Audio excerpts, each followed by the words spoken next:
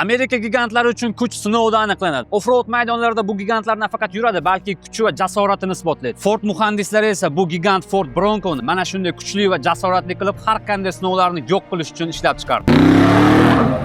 Bronco sinov uchun trassaga chiqmagan. U Amerika muhandislarining 5 yillik tajriba poligonidan o'tgan. Uni jami 1.600.000 kilometr cho'llarda, tog'larda, muzliklarda, loy va botqoqliklarda sinovlardan o'tkazishgan. 50 gradus issiqlikdan -30 gradus sovuqgacha, chang, tosh, yomg'ir, lekin hech qaysi biri uni to'xtata olmadi. 40 darajalik ko'tarilish, 1 metr suv chuqurligi, 1000 kilogrammgacha tortish kuchi. Bular Bronco uchun kundalik mashq hisoblanadi. Muhandislar hatto uni chap yoki o'ng tomonga ag'darib, korpus va xavfsizlik tizimini sinashgan, lekin Bronco ularni aslo uyaltirmadi. 4 tala eshik va tom qismi to'liq yechiladi va avtomobil 5 daqiqada bagiga aylanadi. Salonda ortiqcha detal yoki hashamat yo'q, faqatgina bardoshli materiallar va offroadga moslashtirilgan ergonomika. Qiyofasidan anglatadi. Bu monster butun konsepsiya, to'g'ri burchakli kuzov, baland clearance va Bronco yozuvi. Bu har bir detalda kuch va soddalik timsoli. Hech qanday ortiqcha chiziq yo'q, faqat funksional va kuchli xarakter. Bu monsterda obzorga taqdim etgan Gertz kompaniyasiga alohida minnatdorchiligimizni bildiramiz. Gertzda siz avtomobillarni kunlik yoki uzoq muddatga ijaraga olishingiz mumkin. Gertz avtoparki ekonom, biznes va premium klass avtomobillarni o'z ichiga oladi. Kontaktlari video ostida. Murakkab yo'llar kuchli motor talab qiladi. 2.7 litrli EcoBoost V6 motor, 335 ot kuchi, 563